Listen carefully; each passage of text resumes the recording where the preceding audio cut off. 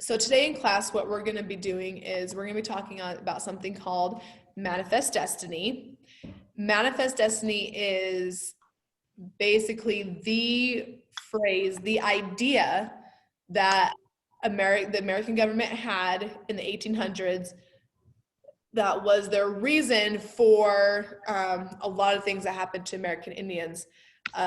The elimination, almost elimination of buffalo through just, killing them for sport and for game. The moving of American Indians into reservations is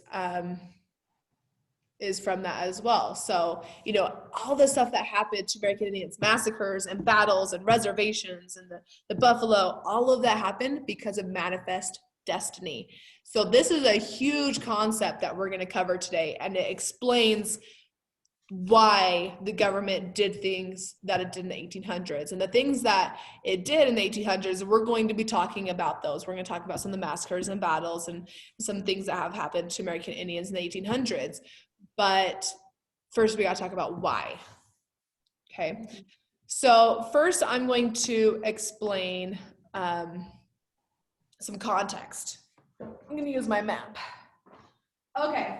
So the year is 1836. Yeah, because, okay, nope, rewind even more than that.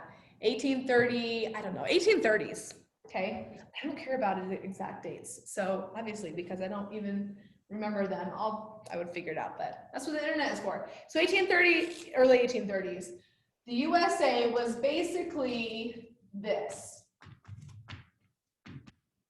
okay, because we gained Louisiana Purchase, this whole area in 1803.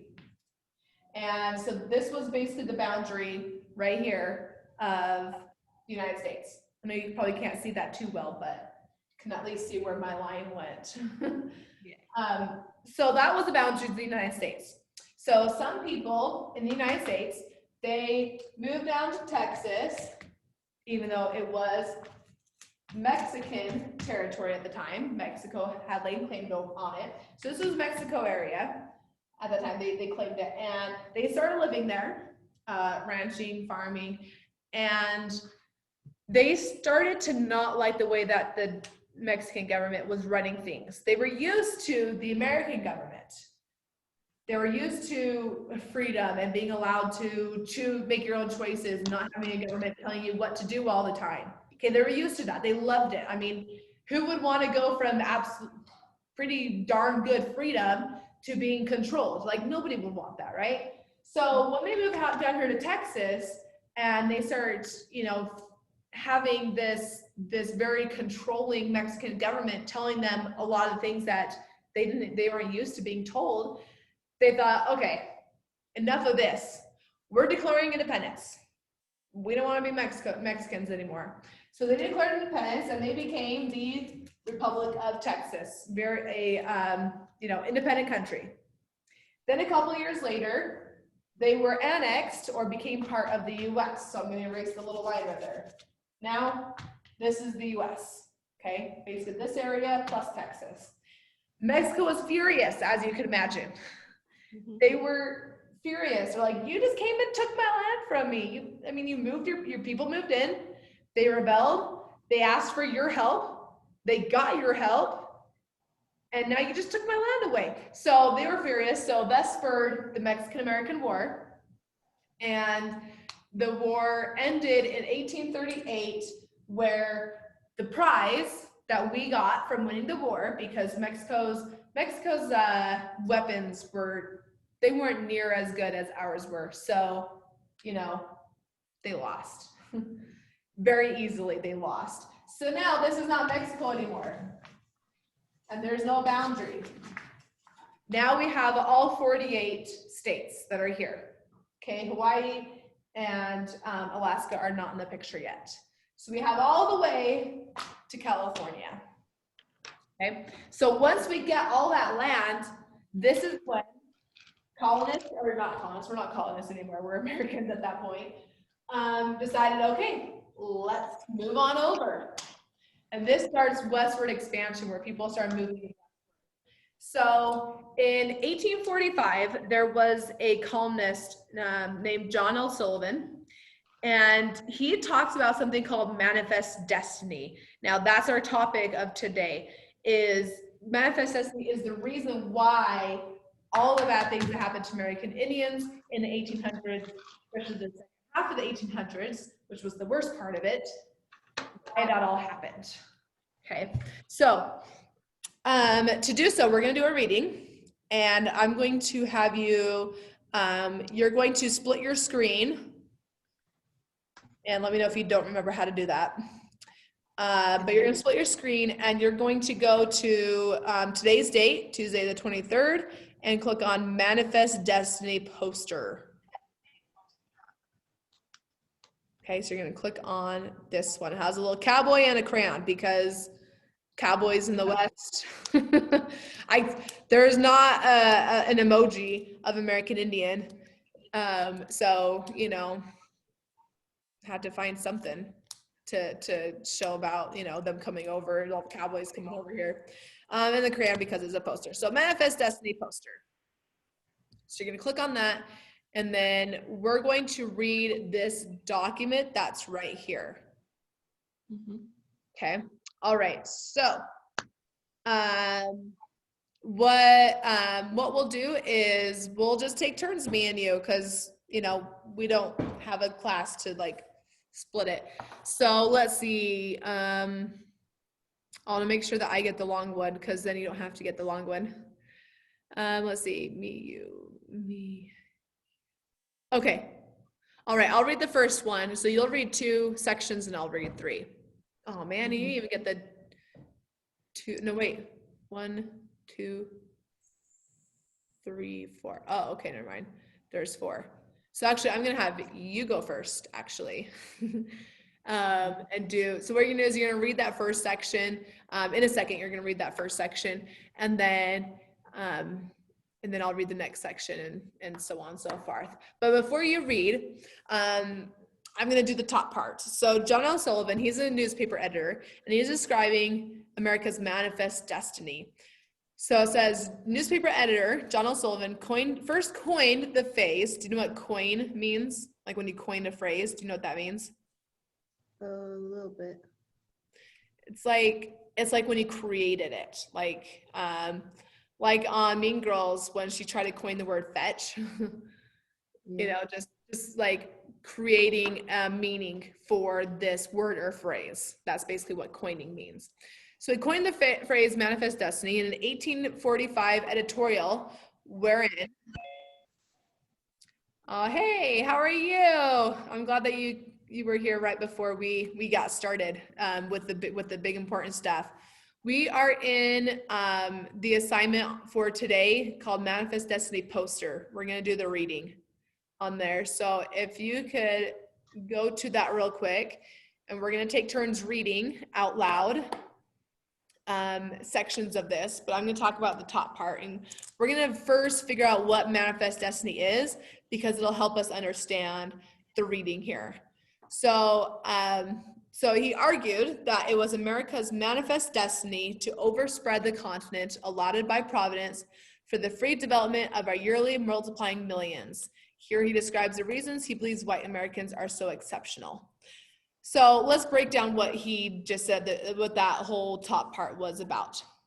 So manifest, we're going to start, actually I'm going to have you guys highlight. You guys are going to highlight from manifest destiny all the way to multiplying millions. Oh, nope, you can't highlight it, never mind. This is just a document.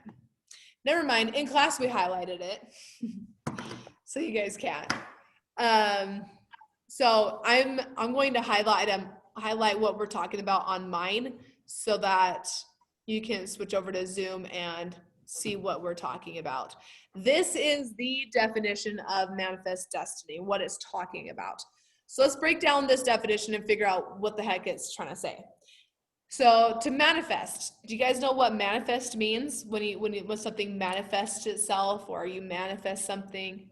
You guys have any idea what that means? What was that?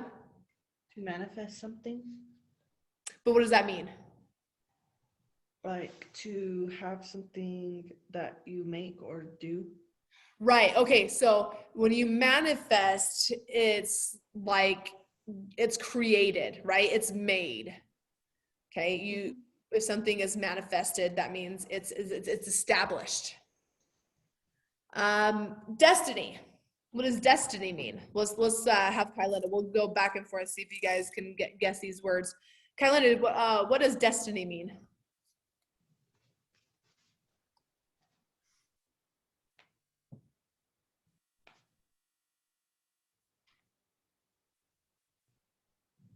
Oh, can you hear me, Kylinda?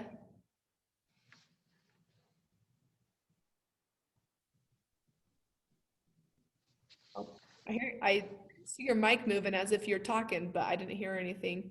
Sarah, did you hear anything? No.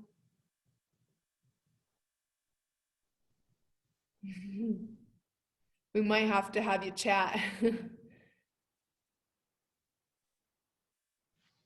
It's funny because I can see like when someone's talking, I can see their little microphone symbol. I can see like the thing going up and down to say that they're talking, and saw that happen for Kylinda, but I didn't hear anything. So Kylinda, if you want to just type in the chat, um, type in what you think destiny means.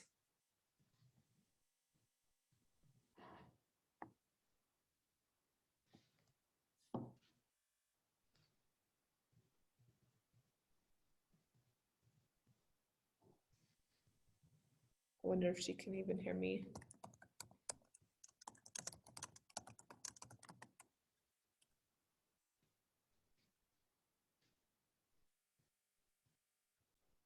All right. Yes. So destiny is something like it's like meant to happen. It's this role that you are supposed to play, or someone is supposed to do something, right? Um, when we think of the word destiny, we think of like some higher power, some spiritual being, or some God saying that this is your destiny, right? So it's implying that there's some higher power that's saying that this is supposed to happen. It's meant to happen. So manifest destiny is talking about like we're going to like it's established that we're meant to do this. And what they're meant to do is this, to overspread the continent. And that's what this is. Look at your Zoom for this. Overspread the continent means this. Overspread. Overspread. Basically, move into it. Okay? Overspread the continent. And the next section says allotted by Providence. Have you guys ever heard of Providence before? Do either of you guys know what that means? A little.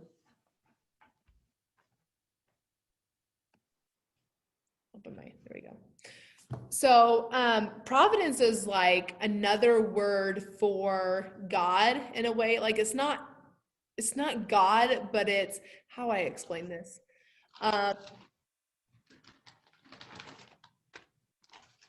It's like it's basically talking about like the spiritual powers. Like it doesn't have to be God himself or the spiritual being himself or the creator himself. It's just this supernatural plan, right? So allotted means given. So this destiny is given to us by our God, basically, by our higher plan for the free development of our yearly multiplying millions. What do you guys think? What is he talking about about yearly multiplying millions? What is he talking about there? Or who is he talking about?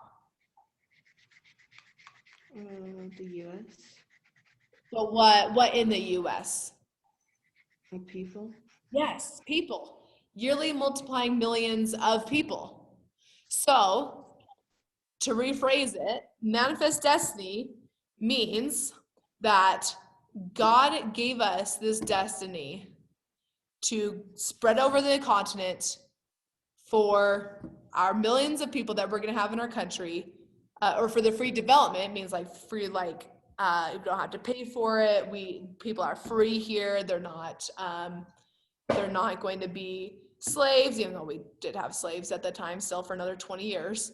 But it's like, we're free to do with this land as we will. Like we're not going to be told by some king what we can and can't do on the land. Like we can develop it the way that we want to. So it means that we are given the destiny by God to spread across the continent and multiply and spread our people across the continent. That's what it's talking about, okay? That's what manifest destiny means. It's our purpose. So when we look at the map again, so here's where we're at right here. There's where most of the people are in this area. Our destiny is what he is saying. It's our destiny to move across over here, to develop it as we wish, because God wants us to move over here and have this land for our people, for our millions of people. That's what the plan is. Okay, that's what our destiny is. So that's essentially what manifest destiny is all about. So we're going to read this. So we're going to do, okay, so I'm going to have you guys read just one paragraph. I'm going to read the first one, and then we're going to have Kylinda, you're going to read this second one, and then Ciara, you're going to read this third one that goes into the next section, including this last little tiny line right there because it's like 2 sentences more, and then I'll read this big one at the end. Okay, so after each section, I'm going to basically rephrase it to help you understand it a little bit better. So just follow along. The American people, having derived their origin from many other nations, and the Declaration of National Independence being entirely based on the great principle of human equality, these facts demonstrate at once our disconnected position as regards to any other nation, that we have, in reality, but little connection with the past history of any of them, and still less with all antiquity, its glories, or its crimes. On the contrary, our national birth was the beginning of a new history, the formation and progress of an untried political system, which separates us from the past and connects us with the future only, and so far as regards the entire development of the natural rights of man. In moral, political, and national life, we may confidently assume that our country is destined to be the great nation of futurity. So what that first paragraph is essentially saying is talking about other countries in Europe, because our colonies, our American colonies, were all European colonies. So they knew European politics. When we were in world history class, we learned about the Enlightenment and how this is when the world first started thinking of people having rights and freedoms and a government not controlling every little thing so that they're just corrupt. So it's the start of, people should have right to trial. People should have the right to say what they want to say, freedom of speech. People should have the right to choose what kind of job they want to have and do for the rest of their life. People should have those freedoms. So when that was brought over to America, when the colonists were starting here, that was their main thing, is more freedom and more human rights than what they had in Europe. So in Europe, it talks about, it says little connection with the past history of any of them. It's saying we don't have any connection to Europe. They've had, it talks about, let's see, talking about its glories and its crimes. We don't have any connection to any good things there or any bad things that happen there in Europe. We are progressing in an untried political system. This is the first one of this type of political system, which is true. This is the first type of more democracy-based government that we have seen in recent history. So he's like, our country is destined to be a great nation of futurity, because we are not like those old countries of Europe. Okay, so he's kind of talking right now as to why America is great and Americans are great. So, Kylinda, if you please read this second section for us. Oh, actually, you probably can't because you've been chatting, huh? Your microphone work now? Hello, hello, hello. Can you guys hear me? Yes. Yeah. Yep, go ahead. The second paragraph. Yes. It is so destined because the principle upon which a nation is organized fixes its destiny, and that of Equality. equality is perfect, is universal. What friend of human liberty, civilization, and refinement can cast his view over the past history of the monarchies and Aristocracies. aristocracies of antiquity, Antiquity. antique, antique, It started. and not deplore that they ever existed. What philanthropist Mhm. can contemplate Mhm. con- Yep, that's right. the precision that Oppressions. pressures the cruelties and injustice inflicted by them on the masses of mankind, and not turn with moral honor from the retrospect. Retrospect. So this section, thank you, Carlinda. This section is talking about, again, saying why we're not like Europe. So it's saying like we are focusing on equality, that it's universal. Everybody should be equal, which is in 1845, we don't, slavery is not abolished for 20 more years after that. Um, we're not equal yet, but they were ignorant, so they did not consider the same thing because but so it's funny just looking at some of the hypocrisy that's in here.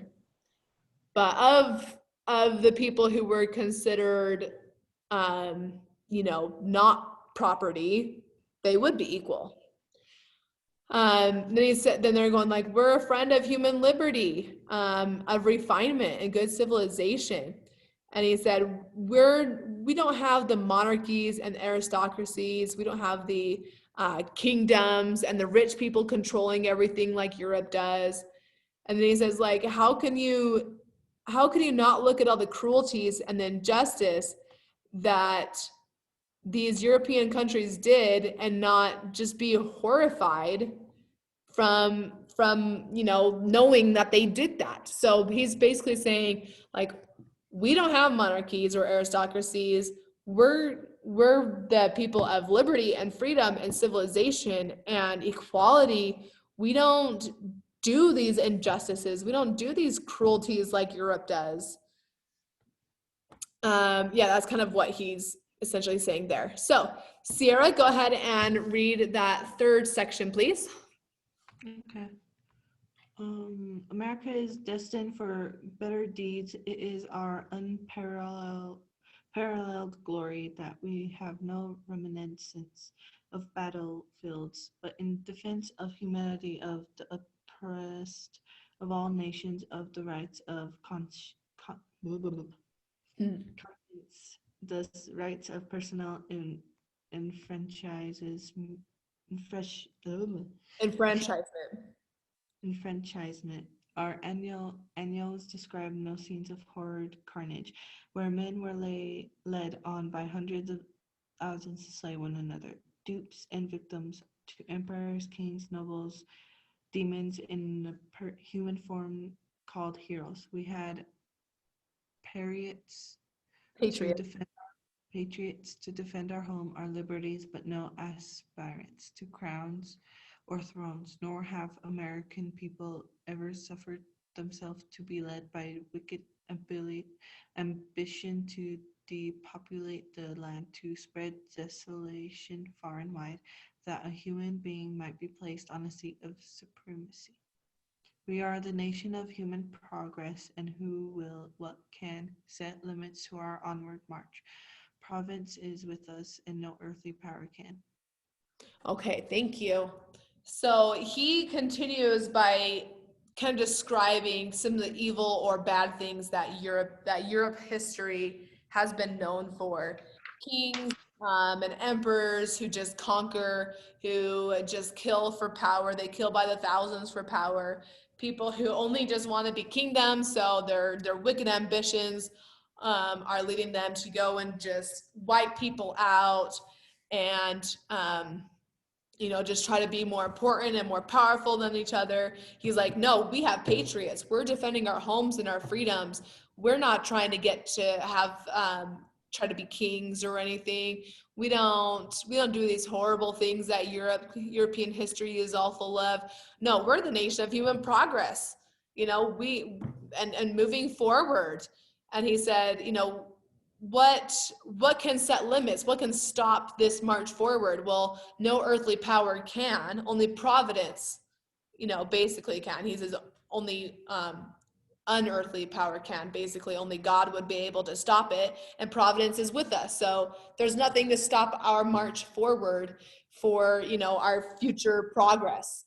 So there's another big hypocriticism in here where it says, they've never been led on by wicked ambition to depopulate the land and spread desolation far and wide.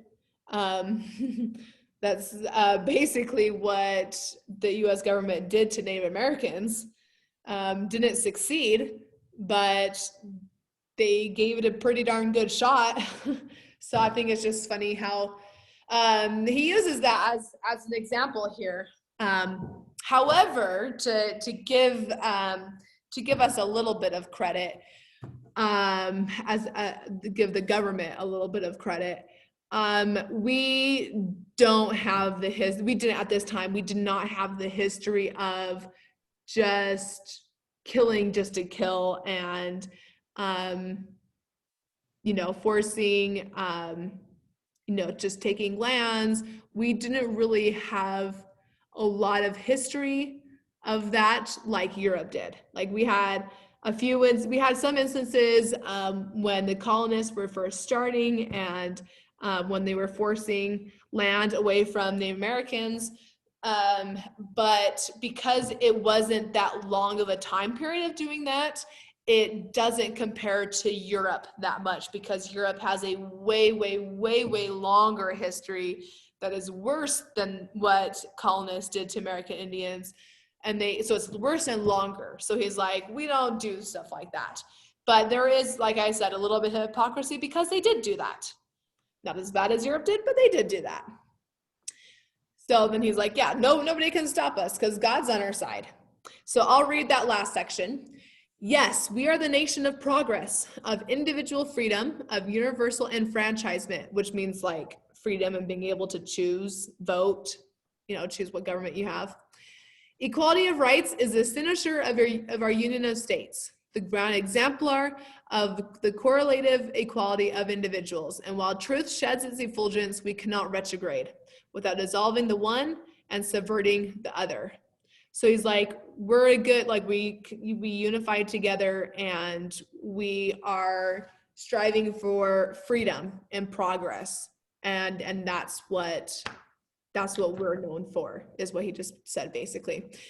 We must onward to the fulfillment of our mission, to the entire development of the principle of our organization: freedom of conscience, freedom of person, freedom of trade and business pursuits, universality of freedom and equality. So like that is the main part, what I just said right there. That's the main part of why he thinks Americans are exceptional and just amazing, because of freedom of person, freedom of conscience, freedom of trade and business pursuits, the universality of freedom and equality. This is our high destiny, and in nature's eternal, inevitable decree of cause and effect, we must accomplish it. All this will be our future history, to establish on earth the moral dignity and salvation of man, the immutable truth and beneficence of God. For this blessed mission to the nations of the world, which are shut out from the life-giving light of truth, has America been chosen. Her high example shall smile unto death the tyranny of kings, hierarchs, or smite unto death the tyranny of kings, hierarchs, and oligarchs, and carry the glad tidings of peace and goodwill, where myriads now endure existence scarcely more enviable than that of beasts of the field. Who then can doubt that our country is destined to be the great nation of futurity?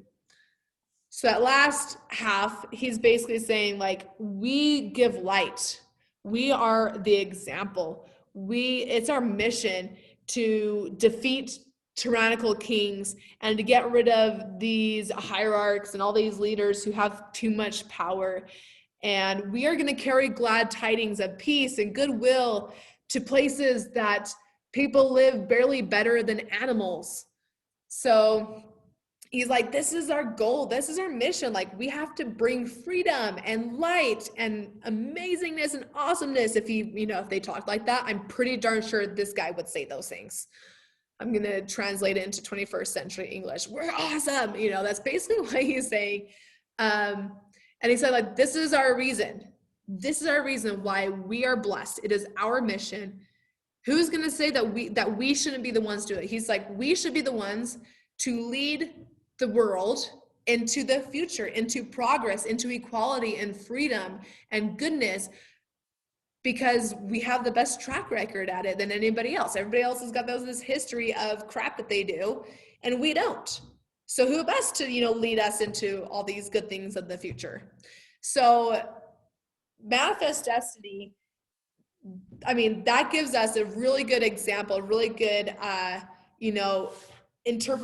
really good analysis of why the U.S. government in the 1800s, why they had policies to bring people to the West. Okay, this was the reason. So when they were moving west and they were putting the American Indians into reservations, it's to make way for those who are promised this manifest destiny, promised the land for the future. Like, that was their reasoning. Okay, so if you've ever wondered, like, why the U.S. government did things like this, why the people came over and they forced natives into reservations, they almost killed off the buffalo, all these massacres and battles that happened between the U.S. and American Indian tribes, and why the racism that goes on still today, why does that even happen? Manifest destiny.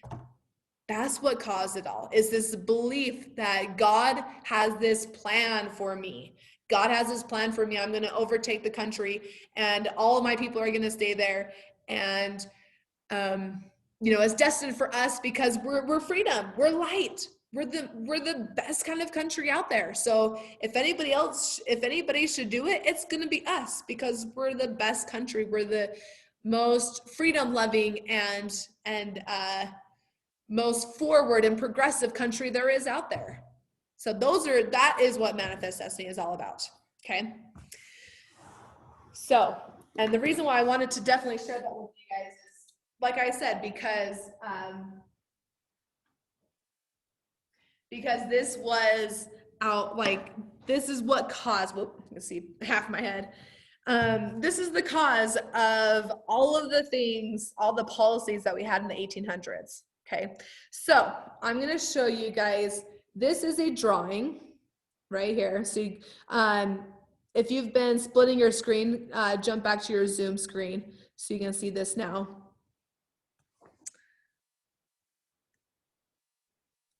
Here we go. Okay. Change it to, come on. I should be seeing my face. I see Sierra's name nice and big. All right, my computer was thinking that Sierra was talking, so it was only showing that name, not this. Okay, so this is a painting that was done to show the purpose of manifest destiny. And there's a lot of symbolism in here. And I'm gonna put it, now that I'll zoom in a little bit, but I've got to draw on here, so I've got to put it down. So there's a lot of symbolism, okay? We're gonna go through some of that symbolism.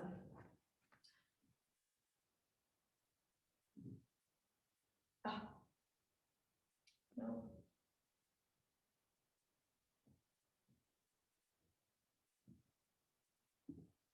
Hold on.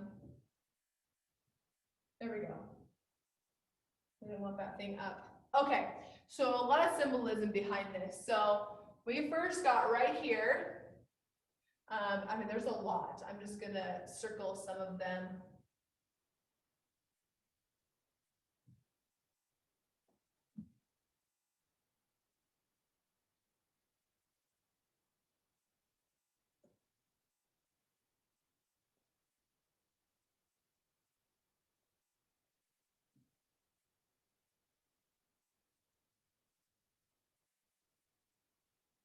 Okay. All right, so what we have here is this is Lady Liberty. Okay, Statue of Liberty, right? Lady Liberty, she is basically leading the people across to the west. She's leading them. Okay, bringing, oh, there's one more, but we'll do it at the end. So what we have here is we have some of the first people who came over in wagons. Gonna sneeze. Maybe. Let's bring it closer. So we've got some of the first people here in wagons. Those were the people who traveled along the Oregon Trail, the people who had some of the first experiences with American Indians. We've also got these guys at the bottom right here. These are the trappers, you know, fur trappers that came across, some of the first people who came. It's kind of showing, this whole thing is showing what she's bringing across with her. So I'm sorry if I'm keep moving this around a lot. I wonder if I could, let's try this. I was gonna see all the walls in my classroom today. I hate holding this while I'm trying to. That's good enough, right? Okay, now I can show you guys. So it's kind of showing like this, like we're bringing all this goodness over here. This is the point of view of manifest destiny is a good thing. That's what this point of view is. So we're bringing in the good, and the bad is running away. Okay. We've also got animals. We've got an elk right here, bear, the buffalo that later were extinct. Not extinct, almost extinct. That was what I was gonna say. So like they were being driven away. American Indians are being driven away as well. And so what they're bringing with them, you can even show the progress that is made in the mode of transportation. We've got wagons to railroads to boats later on and bridges. The railroad was a method of transportation that brought so many people over to the west side. Westward expansion, manifest destiny, overspread the continent. The railroad was a big part of that. They're also bringing technology. That's another positive thing of manifest destiny. She is holding wire to telephone poles. So all these telephone poles here, she's bringing them with her, right? So she's bringing technology with her and progress and forward moving with her. So it's another positive of manifest destiny. This right here is the Mississippi River. When people cross the Mississippi River, it's as if they were crossing into, this is the West now. We're going to expand to the West. So it's kind of like the border. It was seen as the border for so long. They're bringing order, fences. That's right here is the fence. Plows, farming, sedentary lifestyles. And even her outfit is a symbol. White means purity. It means innocence. It means goodness, right? So if you're going to idolize someone and show them as being just really good, put them in white, okay? Hold on, my alarm's going off since class is almost over. One more thing we're going to talk about, okay? Look at the change of the weather, the sky. It's lighter right here, and this darkness and dark clouds over here. So it's like she's literally bringing light with her. Light is being a symbol for good and peace and prosperity. That's what the symbol is. So this is a poster that is showing manifest destiny in a good light. Okay, all these good things that Manifest Destiny can bring. So what your assignment is, which is basically your homework, Kyla and I gave you a poster last week. Sarah, you'll have to either come get one or you can just use a blank piece of paper at home. They actually have two options. I put on Canvas, you only have one option, but I decided this morning I'll give you two options. You're gonna either create a poster where you're gonna draw. You're gonna draw either the positive side of Manifest Destiny or the negative side of Manifest Destiny. So you choose, it has to be colored, and if you're using larger people, no stick figures. If you're using like little people in the background, like over here, you can't even see it from there. Then yeah, if they're so small that you have to use stick figures, I'm okay. But if it's someone like the main characters or even like this, you can draw a real person, okay? So other than that, no stick figures, has to be colored. So you can either do the poster, again, for the positive or the negative side of Manifest Destiny, or you can write a poem showing either the positive or negative side of Manifest Destiny. So that is your homework that I want, that is due by Monday next week. So you decide what you want to draw, how you want to draw it. You decide the poem, if you want to do the poem. That is your homework. Your essay is due today. If you did not finish your essay, get that in as soon as possible. Bring it in. Has to be turned in this week. I can't accept it after this week. So work on that first, because this you can turn in next week. But the essay from yesterday that we finished yesterday, or supposed to finish yesterday, is due today. So you guys have any questions? No. Can I do both the positive and negative? Yes, I almost forgot because someone in my last class asked. I was like, yes. So I've actually had, and I had examples somewhere, but I don't know where they are, of ones that people have done in the past. But I've seen people do like a side by side positive and negatives, because there are positive and negatives. I mean, it brought good things, but also did bad things, you know. And that's the complexity of so many things in history, is there's always multiple sides to everything, you know. So yes, you can definitely do both. Any other questions? No. Okay, you guys are free to go. Get that stuff turned in, essay by the end of this week, by Friday, and have this poster or the poem done by Monday. Okay? Okay. Okay, see you guys.